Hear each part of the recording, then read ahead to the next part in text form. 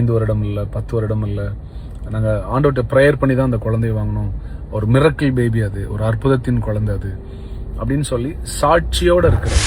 இப்படிலாம் இருந்தால் தான் அது சாட்சியோடு இருக்கிறவா. குழந்தை பிறப்பே ஒரு சாட்சி தாங்க. கர்ப்பத்தின் கனி கர்த்தரால் வரும் சுதந்திரம் அப்படின்னு தான் இருக்குது. அதனால் உங்கள் குழந்தையின் பிறப்பின் சாட்சி அநேகருக்கு ஆசீர்வாதமாக இருக்கும், பிரயோஜனமாக இருக்குன்றத நீங்கள் நம்புனீங்கன்னா இதுவும் ஒரு சுவிசேஷம். ஓ, சுவிசேஷமா? வீடியோ ஆரம்பத்தில் சுவிசேஷம் இலவசம், அற்புதம் இலவசம் எல்லாம் சொன்னீங்க. இது நீங்கள் விற்கலை, அவங்க பணம் கொடுத்து சுவிசேஷம் சொல்லிட்டு போகணும். அவங்களே ஃபோன் பண்ணி என்னை இன்வைட் பண்ணணும், என் ஃப்ளைட் டிக்கெட் போடணும், எனக்கு சாப்பாடு கொடுக்கணும், என் ஹோட்டல் பார்த்துக்கணும், ஆஃபரிங் கொடுக்கணும். இதுதான் ஒரு மானமுள்ள ஒரு இன்விடேஷன். அப்பா நல்லா கேட்டுக்கங்கப்பா. அவரே வந்து வரவான்னு கேட்க மாட்டார்ப்பா. அவரை கூப்பிடணும், அவருக்கு ஃப்ளைட் டிக்கெட் போடணும், அவர் தங்குறதுக்கு லக்ஸூரியஸாக பார்த்துக்கணும், நல்ல சாப்பாடு போடணும், ரிட்டர்ன் டிக்கெட் போடணும், ஆஃபரிங் கொடுக்கணும். இதுதானே ஒரு மானமுள்ள இன்விடேஷன். நான் ஒரு 10 வடையை சுட்டு கொண்டு வந்து நான் ஒரு கடை போட்டுருக்கேன். அப்புறம் பக்கத்தில் ஒருத்தன் வடையே சுடாம சட்டியை மட்டும் கொண்டு வந்து இங்கிருந்து வடையை தூக்கிட்டு போய் நான் வித்துக்கிறேன் அப்படின்னா அதை அனுமதிக்க முடியாது. இலவசமாய் பெற்றீர்கள், இலவசமாய் கொடுங்கள். இல்லை, அபிஷேகம் இலவசம், சுகம் இலவசம், அற்புதம் இலவசம், இதெல்லாம் இலவசம். ஆனால் ப்ராடக்ட் இலவசம் கிடையாது. ஒரு கடையில் போய் ஒரு 5 கிலோ அரிசி இலவசமா தாங்க, எதுக்காக நீ லூசாமா? ஃபர்ஸ்ட் நம்ம ஊர்னா அண்ணாச்சினா செப்பையில் அடிச்சிருவாரு. கரெக்டு தான். ஏன்னா அண்ணாச்சி கடுமையாக உழைச்சி தன் சொந்த காசில் அரிசி வாங்கி வியாபாரம் பண்ணுறதுக்கு வச்சுருக்காரு. அதை போய் ஃப்ரீயாக கேட்டால் அறவுழுன்றது உண்மைதான். ஆனால் ஊழியர்கள்ன்ற பேரில் இருக்கிறவங்க சொந்த காசுலேயே எல்லாம் பண்ணுறாங்க. குறிப்பாக இவரை மாதிரி ஆட்கள், இவர் ஒரு ப்ராடக்டை உருவாக்குறாருல, அது இலவசம் இல்லைன்றார்ல, அந்த ப்ராடக்ட்டுக்கே மக்கள் எல்லாம் இலவசமாக அதுக்கு சப்போர்ட் பண்ணணும் அப்படின்னு அவர் கேட்குறாரு. சாரி பணம் கொடுத்து சப்போர்ட் பண்ணணும்னு கேட்குறாரு. வாங்க வீடியோக்குள்ள போய் பார்க்கலாம்.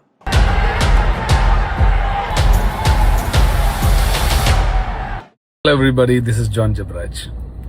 இருந்துட்டு போங்க. வர செவ்வாய்க்கிழமை மதுரையில் வைத்து ஒரு சாங் ஷூட் ஒன்று நம்ம பண்ணுறோம். சரி பண்ணுங்க. இந்த சாங் எதை பற்றி அப்படின்னா குழந்தைகளை பற்றி இருக்கட்டும். அநேக பிள்ளைகள் அவங்க பிறப்பை, அவங்களுடைய பர்த்டே வந்து ஒரு பெரிய மிரக்கலாக இருந்திருக்கும். ஆமாம் இருக்கும். நிறைய காம்ப்ளிகேஷன்ஸ் நடுவில் ஹாஸ்பிட்டலில் லாஸ்ட் டைமில் டாக்டர்ஸ் கைவிட்டு, இல்லை பிழைக்க வாய்ப்பே இல்லைன்னு சொல்லி, ஒன்று அம்மா பிழைப்பாங்க இல்லை பேபி பிழைக்கும்னு சொல்லி, இல்லை அது மட்டும் இல்லை அநேக ஆண்டுகள் கழித்து கர்ப்பமாய் குழந்தை பிறந்து 5 வருடம் இல்லை 10 வருடம் இல்லை, நாங்கள் ஆண்டவர்கிட்ட ப்ரேயர் பண்ணி தான் அந்த குழந்தைய வாங்கினோம், ஒரு மிரக்கிள் பேபி, அது ஒரு அற்புதத்தின் குழந்தை அது அப்படின்னு சொல்லி சாட்சியோடு இருக்கிற. இப்படிலாம் இருந்தால் தான் அது சாட்சியோடு இருக்கிறவா. குழந்தை பிறப்பே ஒரு சாட்சி தாங்க. கர்ப்பத்தின் கனி கர்த்தரால் வரும் சுதந்திரம் அப்படின்னு தான் இருக்குது. அதனால் டிலே ஆகி பிறந்தாதான் சாட்சி, இல்லைன்னா இல்லை அப்படிலாம் ஒன்றும் இல்லை. ஸோ இதை பாடுறதே ஒரு சின்ன குழந்தை தான், என் தம்பி பையன் தான் பாடுறான். சரி பாடட்டும். ஸோ நானும் அது கூட சேர்ந்து பாடுறேன், அவன் கூட பாடுங்க. அதனால எல்லாரும் ஜோர் அவர் கை தட்டு கூட.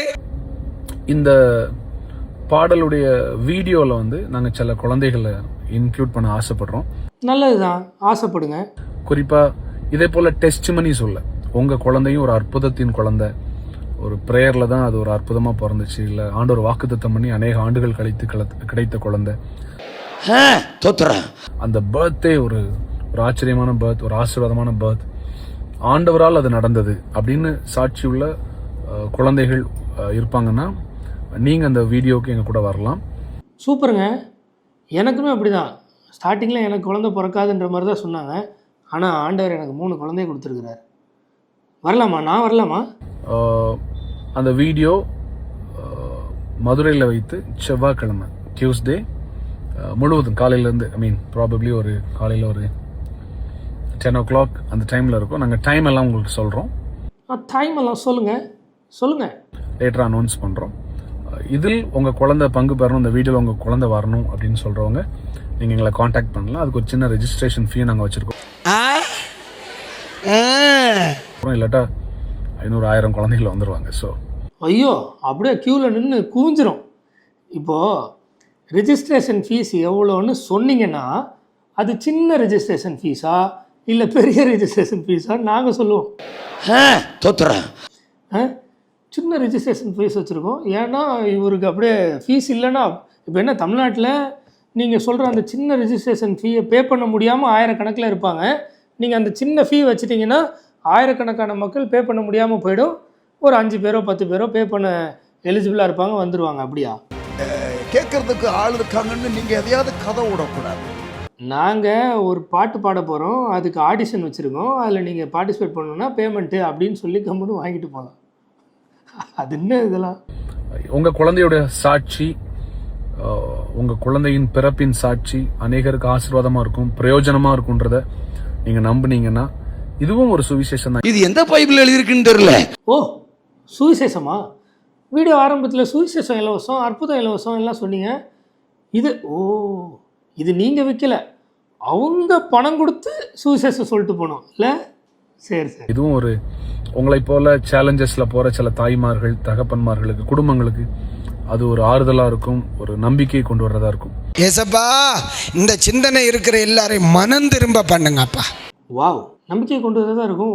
நீங்கள் அதை தான் ஆசைப்படுறீங்க. நீங்கள் வேறு செழிப்பு உபதேசி, சும்மா சொடக்கு போட்டால் உங்களுக்கு பணம் குவியும். நீங்கள் அதெல்லாம் பண்ண வேண்டியதுதானே?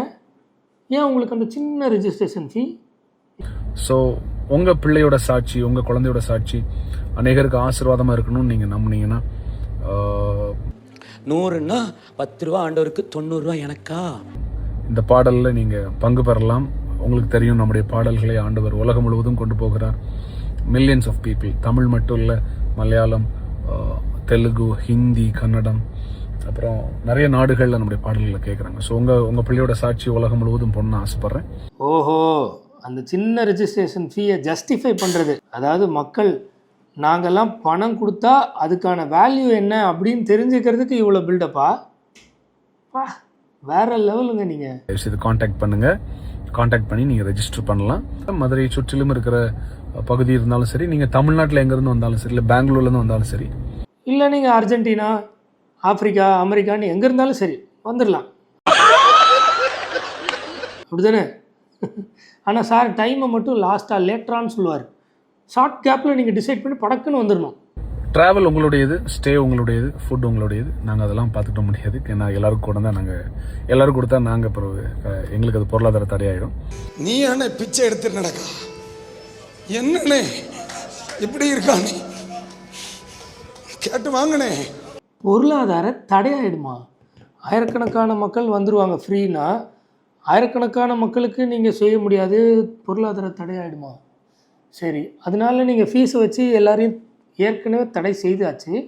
கொஞ்சம் பேர் தான் வராங்க, அந்த கொஞ்சம் பேரை பார்த்துக்கிட்டாலும் தடையாயிடுமா? ஆனால் இந்த மனுஷன் கொஞ்சம் முன்னாடி என்ன சொன்னார்? நான் பாருங்க, இன்னும் ஒரு 5-6 வருஷத்துல ஊழியங்கள்லாம் வேற லெவல்ல இருக்க போகுது. சும்மா அந்த ஊழியக்காரங்க பஸ்ல வந்துட்டு கார்ல போற எல்லாம் நிக்க போகுது. பிரைவேட் ஜெட் எல்லாம் வாங்க போறோம். அது ஊழியமே கிடையாது. இல்லை சொல்லுங்க. அப்புறம் பிரைவேட் ஜெட்டு வாங்கி ஜெட்டில் போவேன்னு சொன்னவர் ஒரு 5-10 பேருக்கு செலவு பண்ணால், அதுவும் சாப்பிட்றதுக்கும் தங்கிறதுக்கும் செலவு பண்ணால் பொருளாதார தடையாயிடுமா? சரி, அது ஒரு பக்கம் இருக்கட்டும்.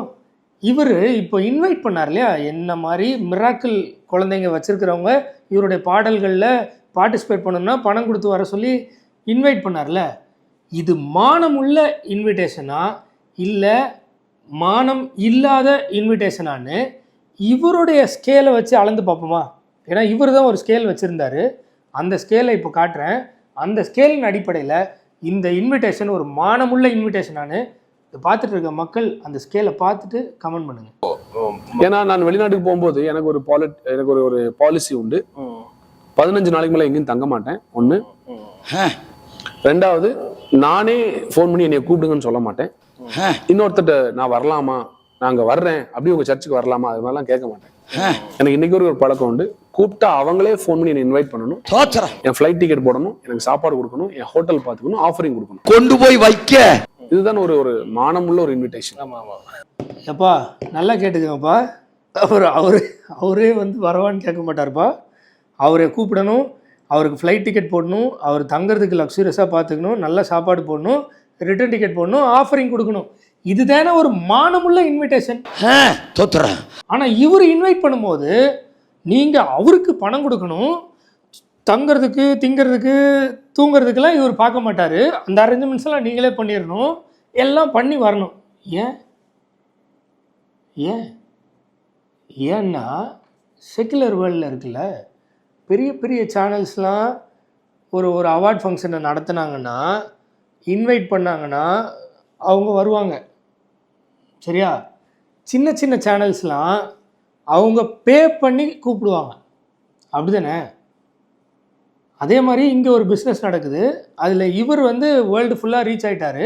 எந்த பாட்டு போட்டாலும் மில்லியன்ஸ் வியூஸ் போயிடும்.